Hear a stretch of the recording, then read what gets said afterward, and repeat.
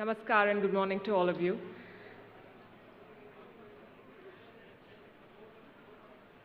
Hanke, Bruins, gentlemen, good morning. Welcome to this panel. We are discussing a tapestry of truths. Can the two hemispheres agree? Let's start with you, Hanke. Would you say that Western values and Western systems, which were created for a different era, are not working anymore and not delivering the way they should have? First of all, I would like to thank for the opportunity to be at the Raisina Dialogue. It's very important that we exchange thoughts, because I firmly believe in an interconnected world. We need dialogue more than ever in this world in dire circumstances. And that's why I value this Raisina Dialogue, because it brings voices of the world together. And that's really important. We have to come to new ideas, to challenges collectively, and also highlighting not what sets us apart, what unites us. And then when I look at our multilateral system, yes, there has to be change, because the world has changed. If you look at the United Nations, at the Security Council, you see a reflection of the Second World War and the world order then. I think one of the panelists yesterday, the Minister of Ghana, said that very rightly. So we have to look at changing some part of our multilateral system. For example, the way the Security Council is now, the members of the Security Council who are now there. At the other hand, we still have the responsibility to work in the multilateral system and to use the United Nations to bring countries together and not let us divide. Because I'm always aware, and I'm a former military, that as long as you speak, you don't fight.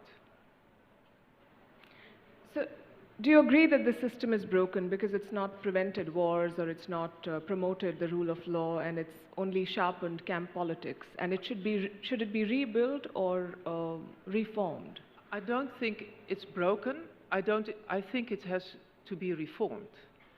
We have a multilateral basis, which is really important. But at the same hand, it doesn't reflect the current world anymore. So we have to reform. And we have to make sure that all voices are brought together within the multilateral system and within the United Nations. So we have to work on that, but we don't have to throw it away. Dr. Jaishankar, your thoughts on this? Would you say that let's reform the current system, or let's build a new one altogether? And if we were to build a new one, whose ideas and values would shape this new system? Well, I think the word broken may be too strong. I mean, it's like, the battery is discharged. I mean, it's running on very low energy. But it's also, I think, you need a different framework in a way. So you'll have to take the bits which work, and I wouldn't completely reject what we have, but obviously there's a very strong case for a very radical change. And we need a radical change because, I mean, look, it's a common sense proposition. If you take the UN, when the UN was invented, it had at least about approximately 50 members. We have 4 times the members. So it's a common sense proposition that you can't continue the same way when you have 4 times the members. We use the UN very often to illustrate that point. We've also seen, if you look at the last 5 years, all the big issues, in a way, we have not been able to find multilateral solutions. So the results are also, or the lack of results demonstrate the case for reform. But there's a larger, I think, global conversation and a global rebalancing as well, which is bigger than the UN, which is really, whose rules, how does it work? Because what has also happened is, in many cases, the rules have been gamed.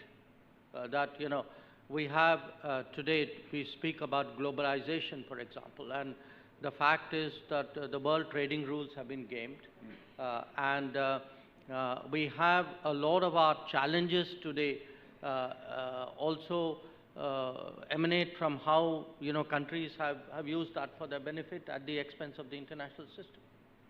But in your conversations with various stakeholders, while everyone tends to agree that there is a need for reform, is there the appetite to do what needs to be done to push for that reform? I think there's I mean, if you poll countries, I think the sentiment for change is very strong. The problem is, in many cases, the very people who are the problem are also the people whose concurrence you need to do that reform. So that's where the problem lies. So I mean, if you're going to ask 5 countries saying, would you mind changing the rules so that you have less power? Guess what the answer is going to be? I mean, the answer, if they were wise, the answer would be something else. If they are short-sighted, the answer is what it is today. Anwar, Gargash, where does the UAE and West Asia fit in the current global system? Financially, you resemble Western countries in terms of per capita GDP and etc. But based on history and shared experience, one would say you're closer to the global south. So let's hear it from you. Where do you see yourself? Well, I think, first of all, let me say that we're already living the sort of aches and pains of an international system that is not in sync with our current system. I mean, if you look at just the vetoes that have been implemented on the Gaza file, the vetoes that have been implemented on the Ukraine crisis, you can see that there is a problem with consensus. And in my view, that we will not have another San Francisco meeting where everybody will sit around and reconstruct the international system. So we have to understand that in reality, the system is being eroded while our ability to introduce something new is really diminished. So we have to really think about how to deal with that. Vis-a-vis the UAE, I think we have a foot here and a foot there. I mean, we are on the one hand a country that has various interest and political investment in the rise of the global south. But at the same time, we also don't look like the global south in terms of our economy and in terms of our socio-economic environment. But definitely we have an interest. Now, as a smaller state here, we are also concerned very much that we are, that the global system, countries that are our size, will fall within the cracks between what is the current system or the older system created after World War II, and about the sort of, diminishing, let's say, ability of that system to regulate security, to regulate the economy, and so on and so forth. But all things considered, would you say that the UAE has benefited from the current system? Because you're robust financially, you have political heft. So would you ask for tweaks, or would you push for a complete overhaul? Well, we have, I think, benefited, and we have also concerns.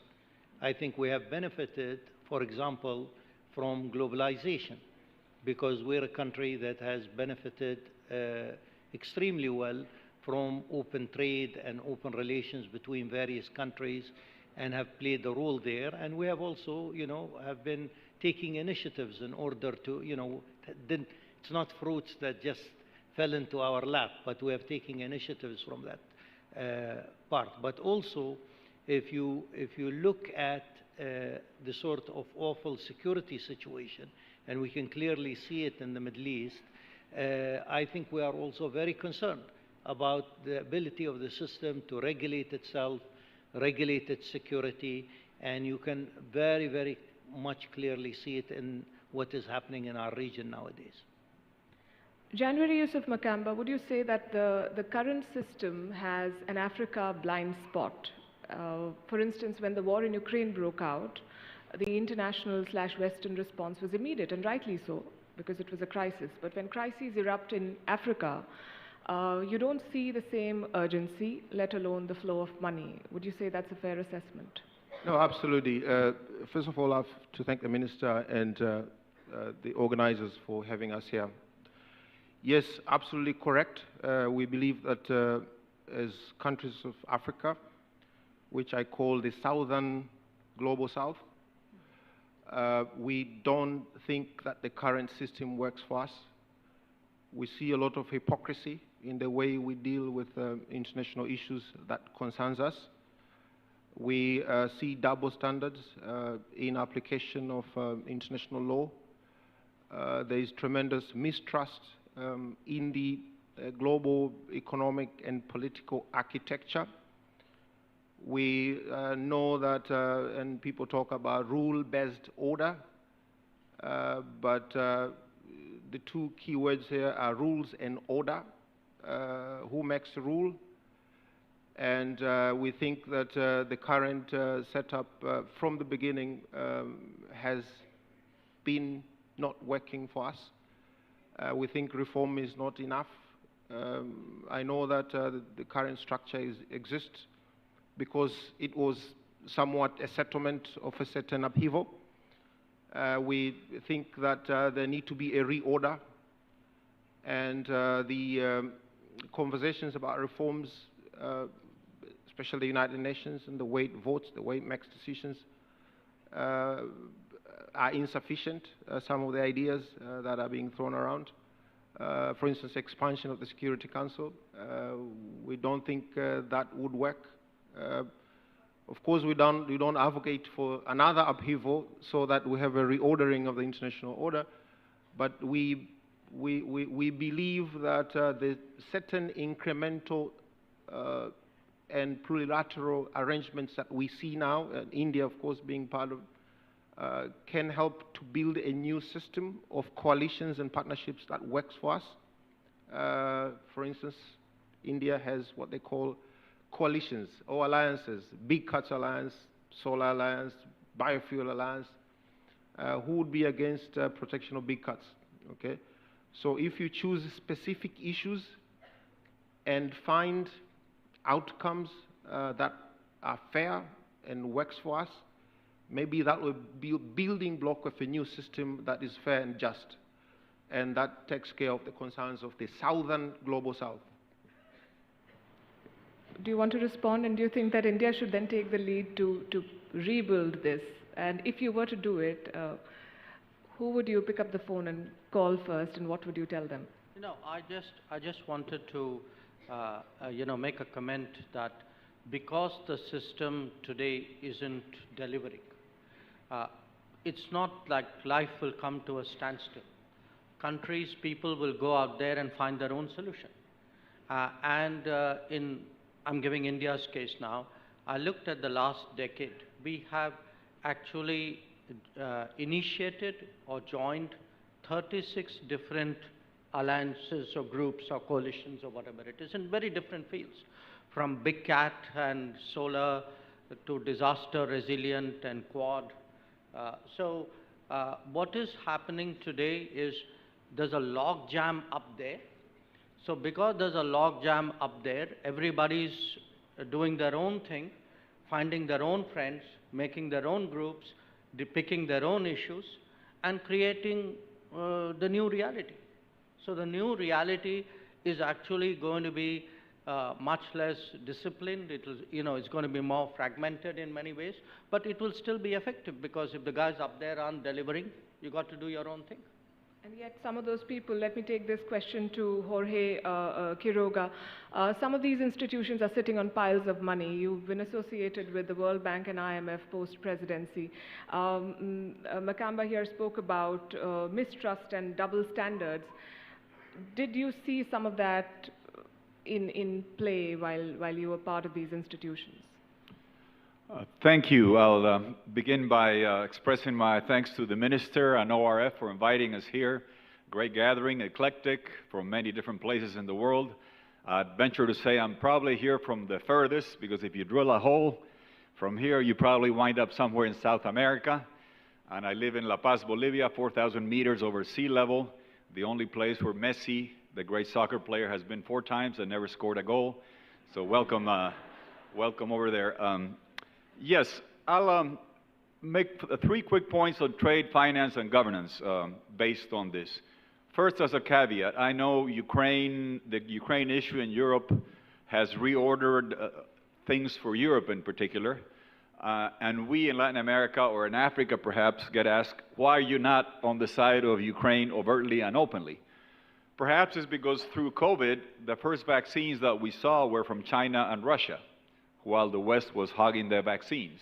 And then post-COVID, when the money was flowing in Europe and the US, saving hotels, airlines, and what have you, we're still going through those pains, and we have not seen the amount of money and help that needed to happen. And the last point is, had this been couched in Ukraine in terms of preserving territorial integrity, that's something we would understand in Africa and in Latin America. When it's autocracy against democracy and NATO and what have you, or the West versus the rest, then you lose some goodwill in other parts. But the points I wanted to make on what you mentioned on the question. On trade, from a South American perspective, it's sad to say that the U.S. is closed for trade business. You cannot get a trade agreement through the U.S. Congress, and it's not Trump, it's the way the U.S. Congress works now. Europe, about the same thing. In South America, we have had the longest dating trade negotiation in the history of humanity, 25 years of European South America trade negotiations, and it hasn't come to fruition yet. So China is open for business. They are signing trade agreements. They are buying the minerals, the energy, the food from South America, so it creates natural links. On finance, you mentioned some of these organizations. Yes, they need to be capitalized. We got the SDRs from the IMF, the International Monetary Fund, but we need to capitalize the regional banks. We need to work on debt reduction. It'll be interesting to see what happens when China, which used to be a developing country that used to owe money, has now moved to the creditor side, and it needs to take haircuts on the debt for Africa and Latin American countries. It will be a different type of game. And the final point on governance. Yes, it is inconceivable that the governance mechanisms of the World Bank, the IMF, and the UN still work with rules that were imposed in 1944, 1945. That was even before the 2 U.S. presidential candidates were born, I think. That was a long time ago. And those are still operational. Could it be conceivable that by the 100th anniversary of these organizations, India is not in the Security Council, or Brazil is not on the Security Council? Not to me. Can the World Bank still be run by an American, the IMF by a European? It will not work. And they will wither on the vine if we do not do the reforms. Can we do them next year? No. But I suggest that before they turn 100, we have to reform these institutions. Otherwise, you will see institutions like the BRICS coming on board, and people will, the R maybe a little too much. Instead of a brick, if you made it a lighter, and a BICS without the R in Russia, perhaps it would be more effective, but I'm not running those. But those things will continue to happen, and the world will the developing world will look for funding. The last point that I'd like to make on this is the huge opportunity that India has. India showed deft diplomacy of the highest caliber on the G20 management. I hope my friends in Brazil can take a page from you, Minister. That this cycle of Indonesia, India, Brazil, South Africa is a great opportunity to put all these issues on the table and to do trade reform, to do finance reform, debt reduction, to do governance reform, and take on some of these issues. And India not only has that very goodwill, Minister, but also I would subject to you probably the strongest diaspora in the world. And I would like to be from a country that in the U.S. has the Indian ancestry people with running the World Bank, running Google, running Microsoft, #2 job in the U.S. administration, and #2 in the Republican Party. India has a lot to be proud of. Absolutely, and taking from what you've said, this is for Dr. Jaishankar, countries will find solutions and partners who are willing to work with them. So we could say that it's not just a post-truth world, it's also a multi-truth world where we all have our own truths. For India, the truth is that we have a historical relationship with Russia that the West needs to accept. For US, you could say the truth is that they will give this relentless support to Israel no matter what. How do you then find a middle ground, and how do you impress upon your Western partners that they must accept India's truths? Well, look, it will be everybody's endeavor to find middle ground. The reality in many cases is we won't find middle ground. We will find some ground, some common ground. But the idea that everybody would agree on the most important issues of the day is a bit of a fantasy. The fact is, competition is for real. You spoke about camp politics. Sometimes there's a logic to it. President Quiroga spoke about, how institutions are, antiquated and sticking with the old rules. I agree, but I think in addition to the old issues, there are also the new issues.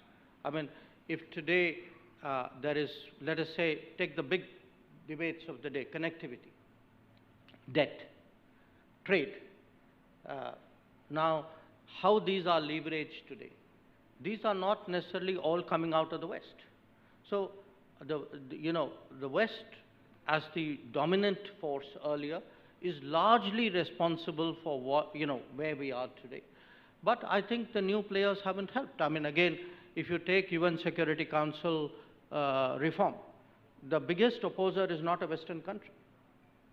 So let's get the totality of the problem right. So I think the reality is we'll have to battle bit by bit to create groups which will push for change. I would say, on many issues, you will get different combinations of countries. And we'll have to live with a long period of incremental progress before we get to some kind of landing point, because as Anwar Gargash said, you're not going to get a second San Francisco conference. Right. Hanke, Bruins, how do these conversations typically go for you, given the complicated history and the fact that your country was also a colonial power? So when you engage with global South countries, how do you try to convince them that Western values or European values are important, given the fact that those same values have hurt them in the past? I'm not in favor of speaking of Western values. We have universal values, rule of law. I think if the debate is about our Western values, I think it's better not to impose Western values upon other countries, but to speak about mutual interest and values you share. And therefore, it's important that we have bridge builders in the world. And I want to compliment our host on the leadership you have at the global stage, because last year you invited at the G20 the African Union. That was a really important step, because we are a small country, the Netherlands, with a relative large economy. And if you look at our history, but also at our present, we are always dependent on doing trade and having international relations.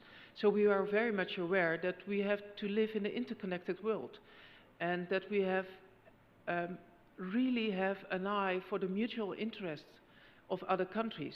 But we need also countries who can build bridges in this world. And in my view, India, through its global leadership, is a country who can build a bridge between other countries. With having more leadership on a global stage, it brings also responsibility.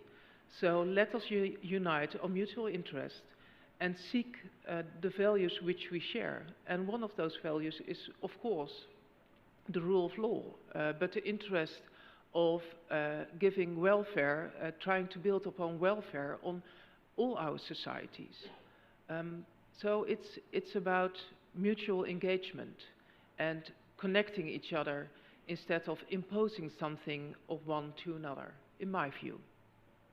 Dr. Jaishankar, is that a responsibility India is keen to take? Do you want to be the bridging power?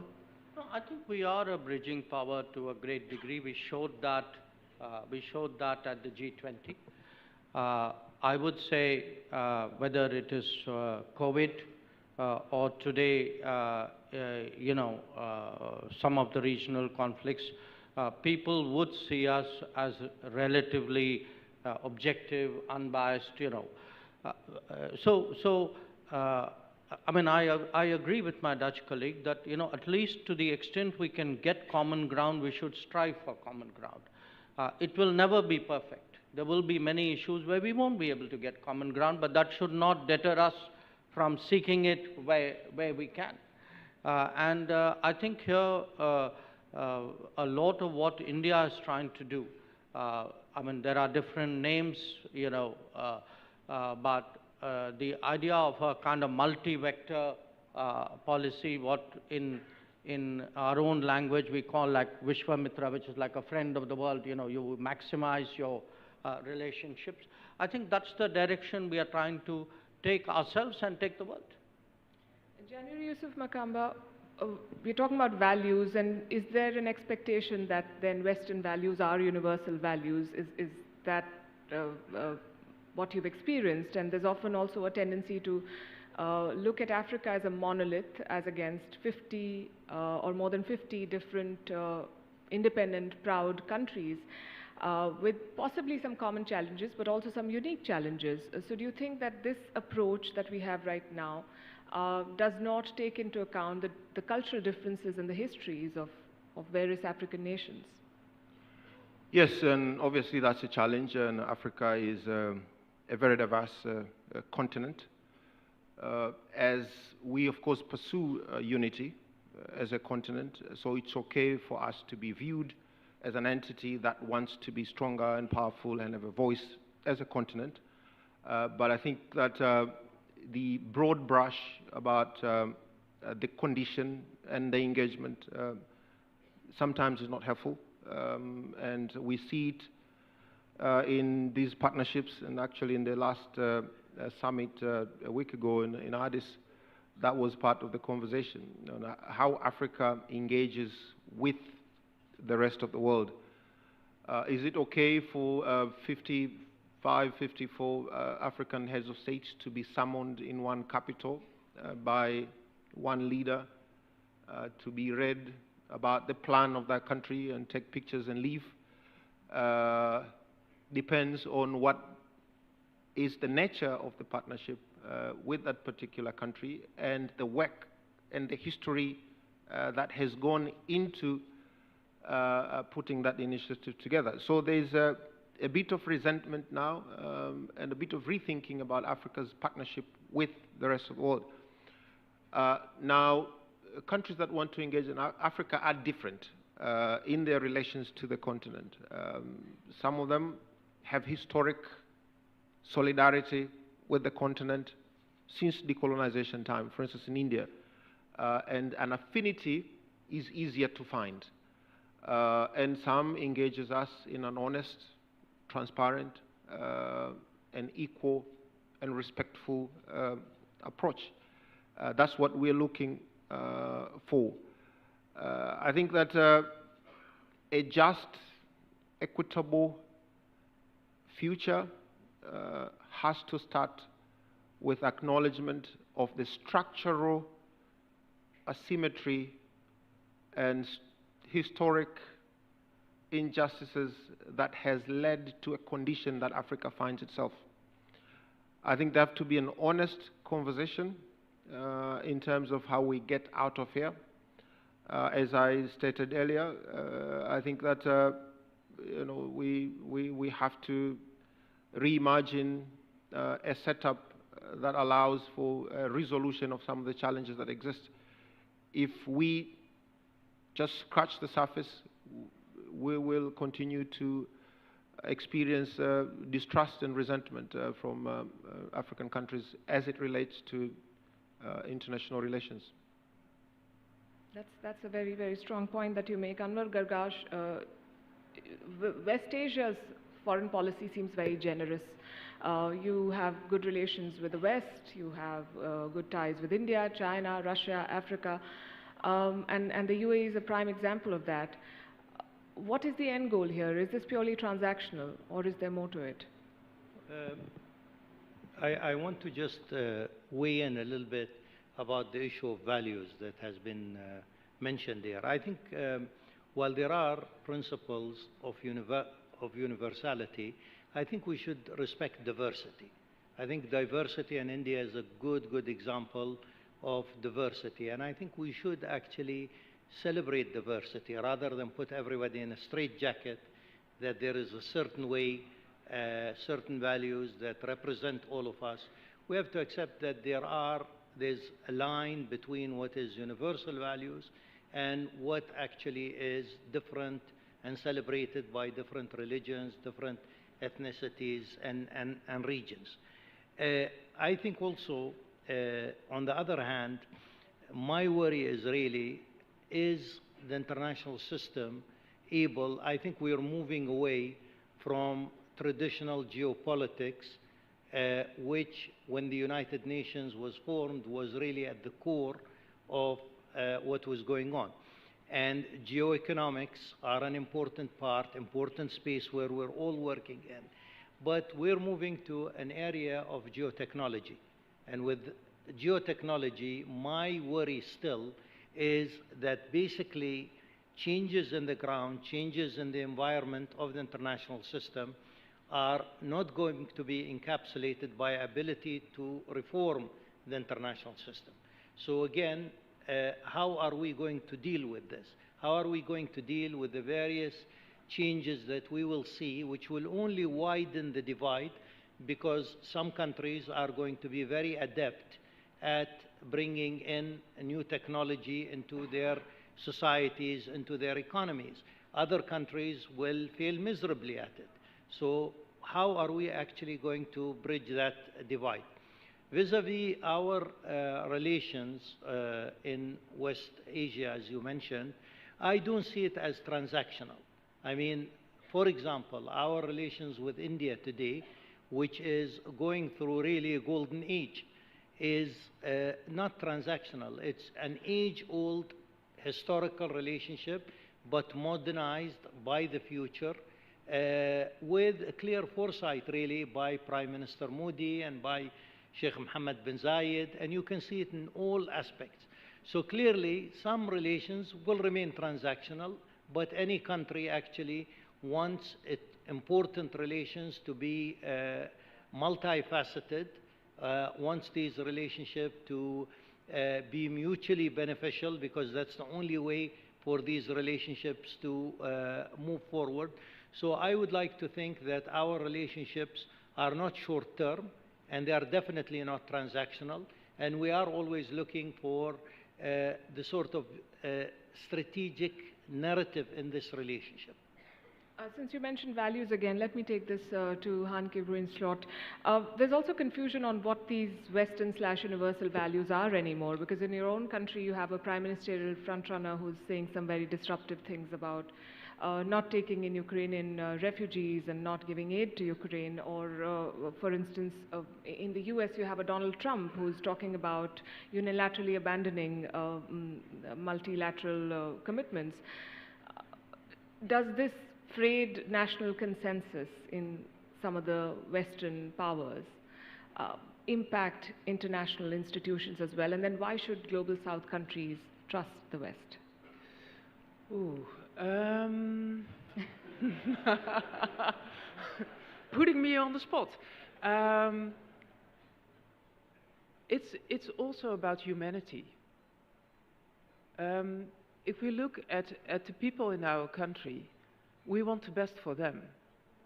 And the only way we can do that in these times is to work together. Let me use a really small example. I'm convinced that the European Union and the Indo-Pacific are interconnected. If there's not security in the Indo-Pacific, or not, there's an economy is decreasing, it will affect the European Union. So we have to work together. And if you are partners in working together, you have to build upon trust. Trust is the most important part of working together, because you won't work together if you don't trust each other. If you look at the current situation in the Netherlands, it's true, we have a caretaker government, but at the same time, there's still a big majority in our parliament who supports Ukraine, but also a big majority in our parliament who is in favor, for example, for a two-state solution in the Middle East, so a viable Palestinian state and a secure Israel. But trust is the basic of every partnership, of every mutual engagement. So if you aren't willing to build upon your trust, you're losing the world, and you're losing your position in the world. And as a Dutch minister, I only know one thing for sure: our future is interconnected with the rest of the world, because 1/3 of our of what we earn in a year is, make it very simple now, it's not all about money, but 1/3 of what we earn in the Netherlands, we earn that because we are trading with other countries. So to conclude, we have to be trustworthy, because trust is the basis of every cooperation, and in the end we have to look at the importance of building upon strong society and human welfare, and that is in its all interests. Right, and I understand it's also a challenging time for Europe given the economic situation and the war, and you have to find the financial resources and the political appetite to reinforce these points. But let me take the next one to Jorge Quiroga.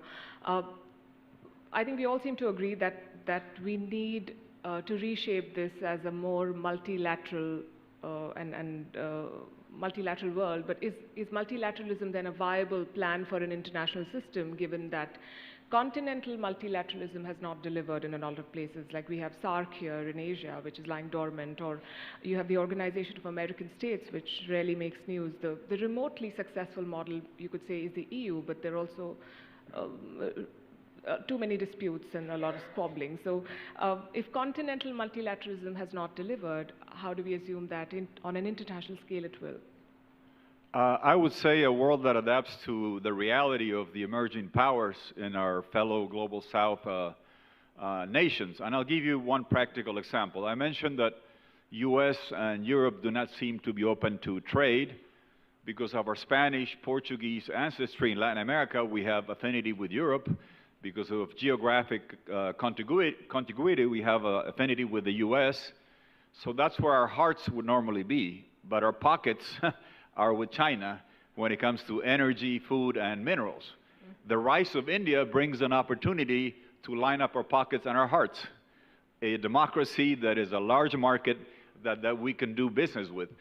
The word of caution here would be lithium. I challenge you to go back to your rooms and count how many lithium batteries you have in your briefcase or backpack. I have 9 between the watch, the phones, the iPod, the Kindle, the iPad, the rechargers, and what have you.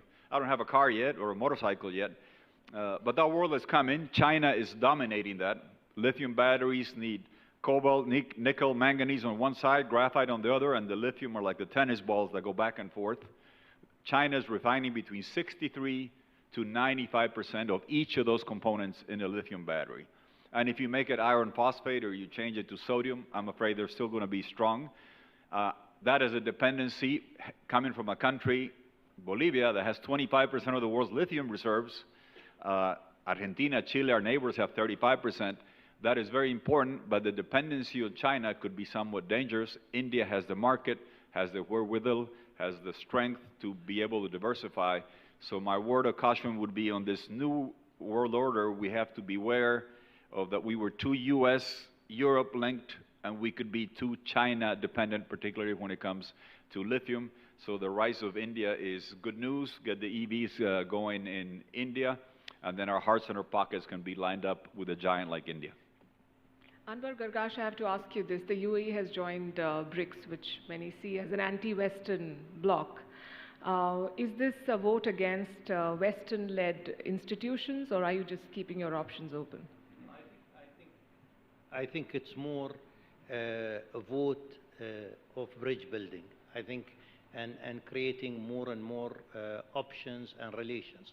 I think like many other countries, and in view of the main theme of our talk today about really a changing world, I think more countries understand that the more networked you are, the more bridges you have, the more relationships you have, the more options you have to grow your technology, grow your economy, grow your diplomacy.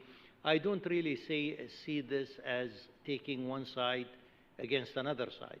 We want to maintain our traditional relationship, and we want to add to these relationships with new friends, new links, and consolidate these through real heft, through economic relations, through strategic relations, and through technological relations. So I don't really see it from that perspective.